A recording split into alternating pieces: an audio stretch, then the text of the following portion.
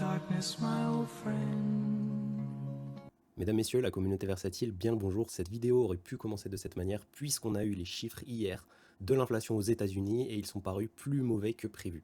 Je vous souhaite la bienvenue, on est dans la quotidienne du 13 février 2025, il est 11h20 lorsque j'enregistre cette vidéo et comme je viens de vous le dire, les chiffres de l'inflation publiés hier aux États-Unis étaient de 3,3% pour le CPI Core, là où ils étaient attendus à 3,1%. Vous le savez, ces chiffres sont extrêmement importants pour les marchés puisqu'ils sont extrêmement importants pour la Fed et pour la politique des taux directeurs aux États-Unis. Deuxième jour hier d'audition pour Jérôme Powell, le patron de la Fed devant le Sénat, et ils sont montrés plutôt prudents, plutôt hawkish, notamment à la suite justement de ces chiffres de l'inflation. On le voit ici, we're close but not there on inflation. On est prêt d'y arriver, mais on n'est pas encore à cette fameuse target des 2% de la Fed concernant l'inflation. La publication de l'inflation de ce jour nous montre bien que nous devons garder et nous voulons garder cette politique restrictive en termes de taux pour l'instant. Donc Fed Powell, voilà, c'est très clair sur la politique de taux de Jérôme Powell et de la Fed pour les prochains temps à minima. On a Walter Bloomberg ici qui nous rapporte qu'effectivement la Fed et la probabilité de voir les taux directeurs de la Fed diminuer au cours de cette année s'amenuise petit à petit au fur et à mesure que les chiffres de l'inflation sont publiés. Je vais vous montrer tout à l'heure grâce à Trueflation, qui est l'indicateur d'inflation en temps réel. Normalement, on devrait avoir la fin de cet effet de base négatif à partir des chiffres de fin mars qui vont donc nous donner l'inflation sur février. Suite à la publication de ces chiffres de l'inflation, on a eu une volatilité qui a été exacerbée pendant l'après-midi. On a eu l'indice de la peur, donc qui est le VIX, qui s'est mis à augmenter, les marchés qui ont commencé à corriger, les futurs qui commençaient à corriger, les crypto-monnaies qui commençaient à corriger, mais finalement, les marchés se sont très vite retournés, se sont très vite remis à plat, voire ont même continué leur tendance haussière, et tout ça, c'est à cause d'une news macroéconomique que le marché a jugée encore plus importante que ces news d'inflation.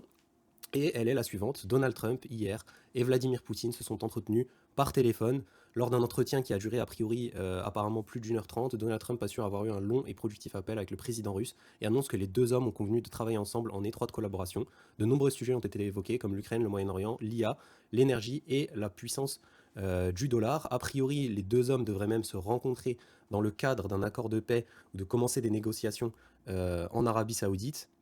Donc voilà, excellente nouvelle pour les marchés, excellente nouvelle qui rajoute et qui consolide un petit peu la stabilité. Et vous le savez, ce que détestent les marchés par-dessus tout, c'est l'incertitude. Le vent qui semble tourner pour l'Ukraine aussi, puisque cette nouvelle nous est rapportée par Little Think Tank ici. Donald Trump affirme que Scott Bessent, qui est le secrétaire au Trésor des États-Unis, se rendra à Kiev pour s'assurer que les États-Unis récupéreront l'argent envoyé à l'Ukraine. Voilà, pendant l'ensemble de ces 3 dernières années de guerre, il y a énormément d'argent qui a été envoyé, de moyens qui ont été envoyés, donnés à l'Ukraine sous couvert d'aide. Et aujourd'hui, on a un changement de politique à la tête des États-Unis qui implique que le président de ce pays veut récupérer tout simplement l'ensemble des aides et de l'argent qu'il a envoyé à l'Ukraine. Et bien évidemment, ça sera soit sous forme d'argent, soit sous forme de terre. On sait que l'Ukraine, notamment, regorge de beaucoup de ressources et de terres rares. Donc voilà, affaire à suivre de ce côté-là. On va plonger maintenant un petit peu plus dans les crypto-monnaies. Voilà, 21 Shares propose le staking pour les ETF ETH. Donc ça, c'est vraiment quelque chose d'assez important si c'est accepté. Vous le savez que les ETF ETH permettent, et d'ailleurs pas permettent, leur régulation fait en sorte que pour un certain nombre d'ETF achetés, il y a le collatéral en spot qui est acheté par les gestionnaires de fonds. Ces ETH peuvent être mis en staking pour sécuriser la blockchain et surtout pour générer du rendement à hauteur de 4% par an, donc ce qui pourrait générer une couche de rendement supérieure pour les détenteurs d'ETF et pour les fonds d'investissement. En parlant d'Ethereum, donc on a la fondation Ethereum qui a déposé 10 000 ETH sur AAV et 10 000 ETH sur Spark, donc très probablement justement pour faire du staking ou alors pour faire de l'emprunt, puisque ce sont des plateformes de DeFi. Donc voilà, on a Ethereum et la DeFi qui bougent un petit peu.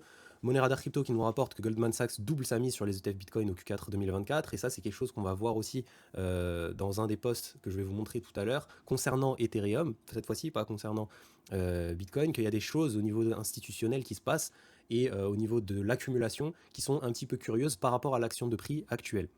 Donc 2 milliards d'exposition totale, dont 1,27 milliard dans l'ETF BlackRock EBIT, donc Bitcoin tout simplement, et plus environ 500 millions sur Ethereum. Les institutions sont en grande forme, tout simplement. Petit post ici rapporté par Bob Lucas, donc je vous avais déjà introduit à ce personnage, qui nous dit comme ça a été le caractère et la caractéristique principale de ce bull market au niveau de Bitcoin, mais aussi au niveau des crypto-monnaies en général, vous allez le voir, la prochaine jambe de hausse sera très probablement une jambe de hausse violente. Soyez positionnés et asseyez-vous sur vos mains.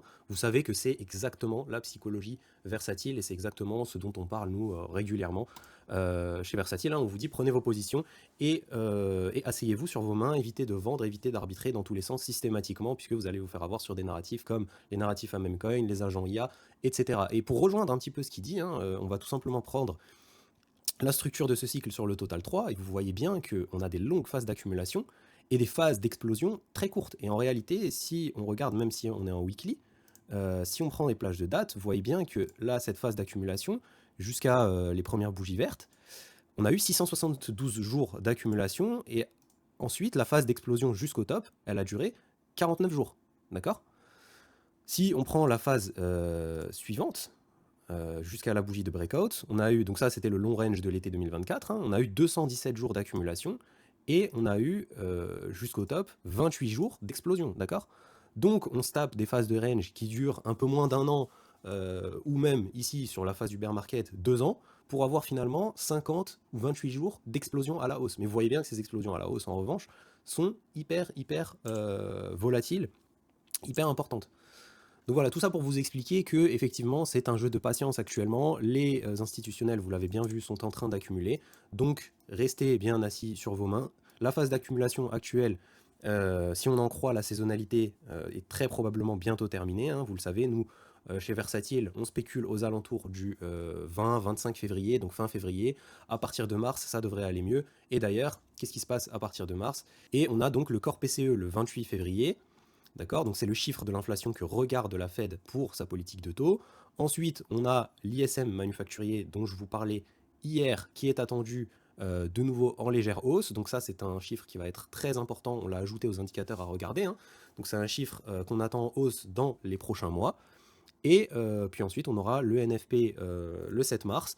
Et ensuite, il faudra attendre, hein, tout simplement le corps PCE de mars. Si on regarde sur Trueflation pour essayer d'avoir un petit peu de visibilité, vous voyez que l'inflation en temps réel, l'effet de base est terminé. On est à 2,06%, là où on a eu un report hier de 3,2%. D'accord? Donc c'est vraiment une différence qui est énorme. À la fin de cet effet de base, là, on va avoir, en tout cas c'est ce sur quoi moi je spécule, un assouplissement et un repricing complet du marché vis-à-vis de cette inflation. Et vous allez le voir qu'on aura très probablement plus d'une baisse de taux comme c'est actuellement attendu.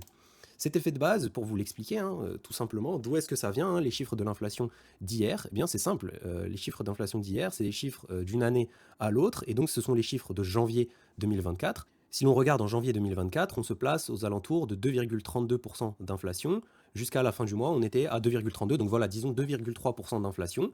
Janvier 2025, tout simplement, où est-ce que l'on se situait? On se situait, voilà, au début du mois à 2,77, et à la fin du mois à 2,70. Donc voilà, on était à plus 0,4% d'inflation, tout simplement, d'une année à l'autre. Et ça, c'est tout simplement dû à ce que je vous explique, c'est cet effet de base, tout simplement. Si on regarde le mois suivant, vous voyez bien qu'on a démarré le mois de février à 2,28 et on a terminé le mois de février à 2,49. Là où aujourd'hui, pour le mois de février, on est aux alentours, on a ouvert le mois de février à 2,12%, et on est aujourd'hui le 13 février à 2, on était à combien? 2,06%, tout simplement. Et vous voyez bien qu'en plus de ça, au mois de mars, on avait l'inflation qui repartait à la hausse. Donc imaginez si l'inflation reste aussi basse qu'elle est aujourd'hui pour le mois de mars, on va bénéficier effectivement de cette hausse à nouveau de tout le mois de mars au niveau de l'inflation jusqu'au mois de mai, de toute cette hausse comme effet de base extrêmement positif pour avoir sur tous les chiffres des PCE jusqu'au mois de juin, puisque finalement ça se termine en mai, hein, cette hausse ici, donc jusqu'au PCE du mois de juin, des chiffres favorables pour l'inflation. Et c'est pour ça que hier, dans la quotidienne d'avant-hier, je vous expliquais qu'on pouvait avoir une première baisse de taux qui était plutôt aux alentours de mai, plutôt que, effectivement, comme c'était prévu, aux alentours de juillet, et ça a encore de nouveau tout décalé avec la décision qu'on a eue hier. C'est ça l'effet de base dont je vous ai parlé pendant toutes les précédentes quotidiennes, tout simplement. Donc voilà, on passe tout de suite à l'analyse, à l'analyse technique, hein, tout simplement. Vous voyez que malgré les chiffres de l'inflation, eh bien, c'est toujours la même chose, hein, c'est ce dont on parlait tout à l'heure, hein, phase d'accumulation, grosse jambe haussière, phase d'accumulation, grosse jambe haussière, longue phase d'accumulation, grosse jambe haussière, phase d'accumulation. Voilà, rien n'a bougé. Sur Bitcoin, je n'ai pas grand-chose à vous dire en réalité. Moi, ce qui m'intéresse, c'est la Bitcoin dominance. On voit que la Bitcoin dominance, cette semaine, en hebdomadaire, on a peut-être un point de retournement, peut-être un point d'inflexion. Voilà, on l'espère que dans les prochaines semaines, et grâce à notre saisonnalité positive, On va avoir cette Bitcoin dominance qui va enfin lâcher du lest et le Total 3 qui va reprendre du poil de la bête. On a Ethereum qui, voilà, qui est en train de récupérer. Hein. De toute façon, là, lorsqu'on fait cette mèche, ça va mettre encore, je pense, quelques semaines sur Ethereum pour récupérer de cette grosse mèche de liquidation. Et on va voir que tout à l'heure, dans le post que je vais vous montrer, potentiellement, l'action de prix d'Ethereum est un petit peu, voilà, un petit peu manipulée par les institutionnels. Si on regarde le Total 3, maintenant, et j'aimerais vous sensibiliser la communauté versatile, vous savez, vous avez accès à nos wallets en temps réel, tout simplement. Le Total 3 ici, qui est en train de rebondir hein, sur sa moyenne mobile 20 en hebdomadaire, c'est assez beau. On l'espère qu'il va reprendre du poil de la bête pour aller chercher une dernière fois l'ATH avant de le casser, voilà, on l'espère, pendant le mois de mars, peut-être avec la publication du PCE à la fin du mois de mars, chiffre qui devrait être excellent et qui devrait être pricé et repricé rapidement par les marchés, notamment le marché des crypto-monnaies. Quoi qu'il en soit, je vous le disais, vous avez accès à nos fichiers d'investissement, hein, vous avez accès à tous nos wallets sur la plateforme Versatile. N'hésitez pas à aller y jeter un coup d'œil. Je vais peut-être, dans la semaine, parce que vous le savez maintenant que les cours se sont remis à plat, je pense que s'il y a des ultimes arbitrages ou des ultimes points d'entrée à prendre, c'est dans les jours, les semaines qui suivent. Après, une fois qu'on sera parti, ça sera trop tard. Mais j'aimerais vous sensibiliser au fait qu'on a beaucoup de positions dans nos wallets et que certaines positions sont clairement plus fortes que d'autres. Donc, pour vous illustrer ça, je vais vous prendre un chart qui est encore plus probant, qui est le chart du Hoders. Hoders, qu'est-ce que c'est? C'est la market cap des crypto-monnaies en général, excluant le top 10. Donc déjà, vous voyez que voilà, ça fait 271 milliards, 272 milliards. Donc en réalité, c'est un marché qui est encore tout petit, hein, le marché des altcoins. Gardez bien ça à l'esprit.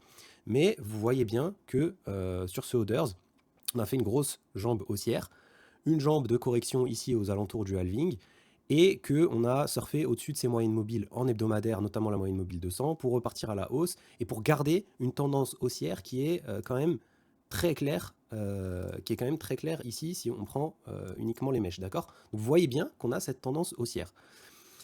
Qu'est-ce qui m'intéresse? Les coins qui vont m'intéresser sont des coins qui vont respecter cette tendance haussière, d'accord? Ce que je vous expliquais pour investir, ce qui m'intéresse, moi, en partie, c'est le momentum, d'accord? Ce qui m'intéresse, c'est pas d'avoir raison, c'est de gagner de l'argent, d'accord? À un moment donné, peu importe en réalité sur quel alt vous allez investir, je pense qu'à un moment ou à un autre, peu importe l'altcoin, il va se retourner et faire de la performance. Mais là, dans l'immédiat, les altcoins qui vont performer, et je vous l'ai expliqué, ce cycle est vraiment différent des cycles précédents dans sa structure, sont des coins, j'en suis de plus en plus convaincu, les coins sur lesquels moi j'ai envie de me positionner en tout cas, sont des coins qui ont cette structure-là, d'accord? Ce sont des coins qui ont montré, malgré les phases de volatilité, malgré les phases de correction, des coins qui ont montré une tendance haussière, une résilience extrêmement forte, d'accord? On peut avoir le cas de ces coins ici qui sont dans des gros ranges d'accumulation avec, bon bah voilà, hein, on a un M-top ici en hebdomadaire, hein, il fallait s'attendre à une correction après cette figure chartiste, mais on a, à contrario, voilà, d'autres coins qui malheureusement, j'y crois au niveau fondamental, bien évidemment, hein, puisque voilà, sinon j'aurais pas investi dessus tout simplement, mais ce sont des coins qui, vous le voyez, sont en dessous de toute leur moyenne mobile en hebdomadaire, ont vraiment beaucoup de mal à se retourner lorsque on a des signaux d'achat sur les totaux, qui ont très peu de vélocité, voilà, contrairement à un coin comme Link, où là, bah, de ce côté-là, ça semble...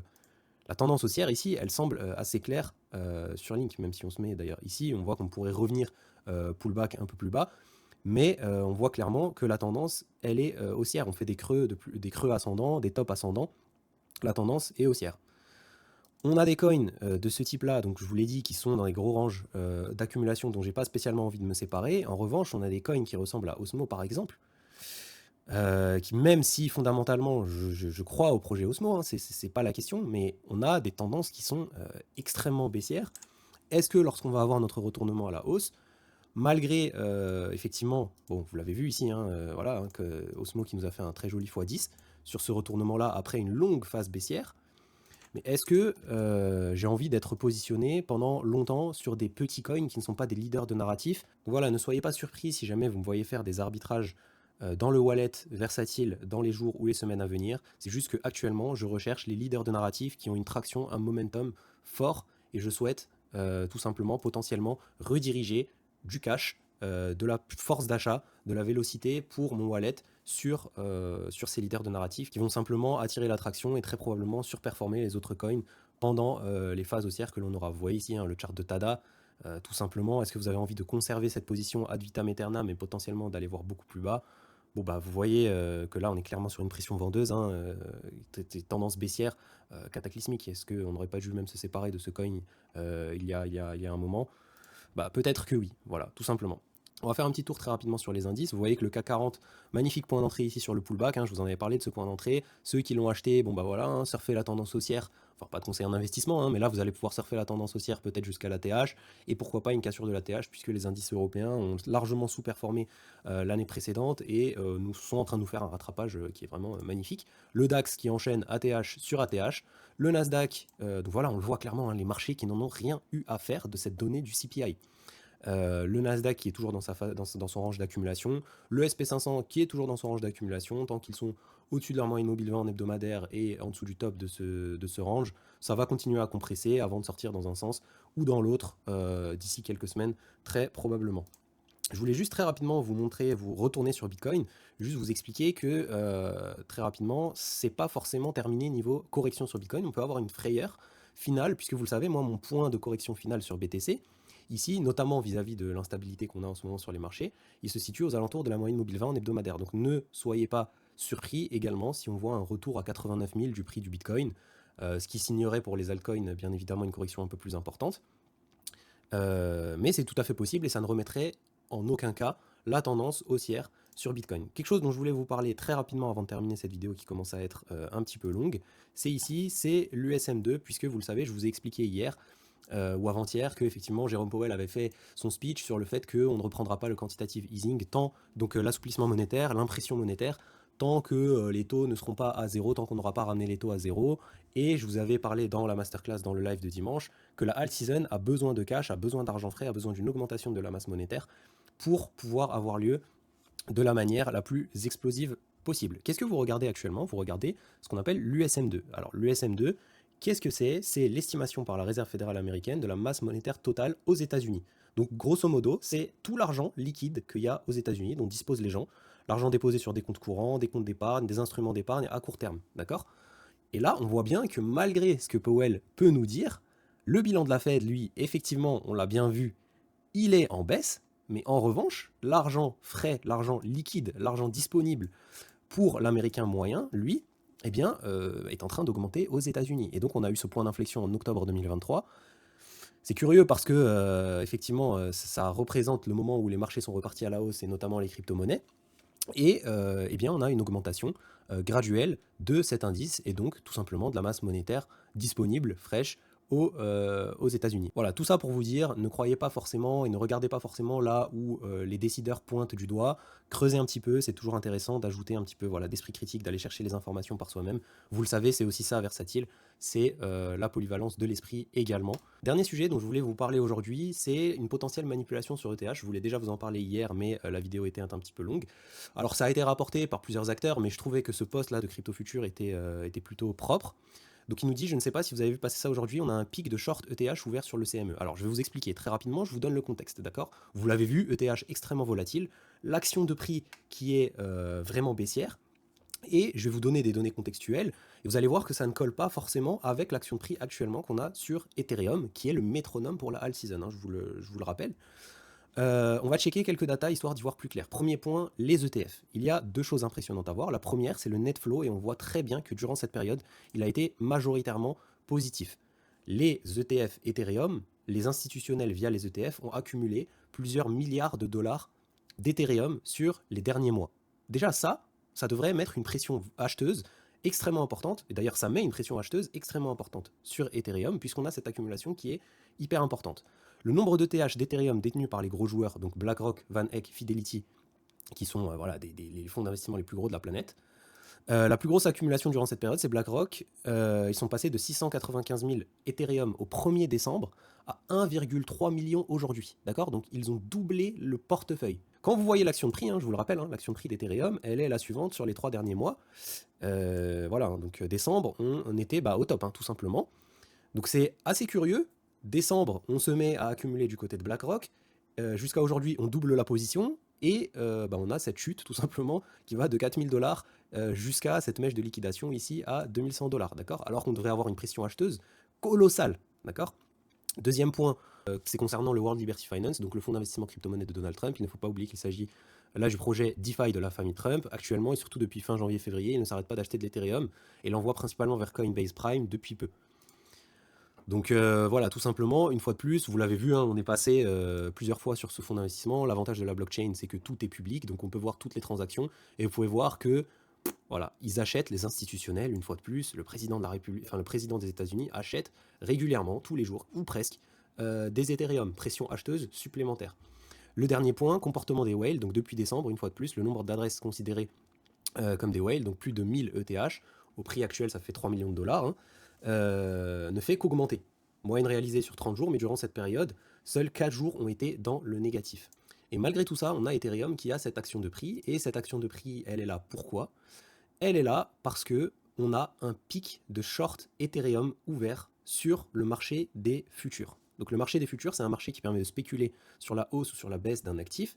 Et donc un short, c'est spéculer sur la baisse d'un actif. Et donc, pour vous la faire très courte, c'est comme si c'était un ordre de vente sur cet actif.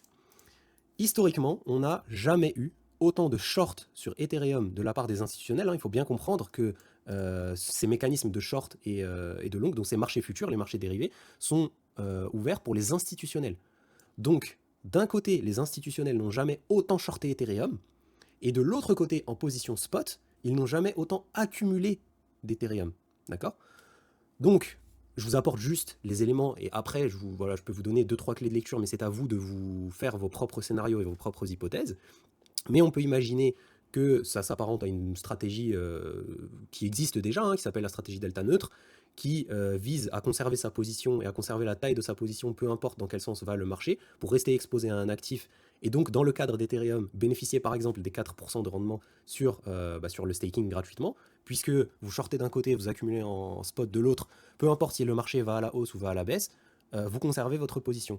Ou alors, on peut aussi imaginer qu'on a ce couvercle qui est volontairement mis sur la bouilloire, sur l'Okibu, le temps que tout le monde, que tous les institutionnels puissent terminer d'accumuler de l'Ethereum à bon prix, pour ensuite retirer toutes ces positions, clôturer toutes ces positions futures et faire exploser le prix de Ethereum à la hausse, faire FOMO le retail et vendre tout simplement au moment où le retail, lui, voudra acheter. Puisque là, actuellement, sur les réseaux, on voit énormément de capitulation au niveau d'Ethereum. Ethereum est fini, Solana va dépasser Ethereum, il ne se passe plus rien, alors que les fondamentaux d'Ethereum n'ont absolument pas bougé, et qu'on a toutes ces données des institutionnels qui me font croire, très personnellement, qu'on va aller chercher de nouveau plus haut sur Ethereum. Voilà, on peut peut-être aller rechasser ici, mais je pense que très rapidement, on va aller chercher les ATH sur Ethereum. Et ça arrivera lorsque les institutionnels auront décidé qu'ils ont assez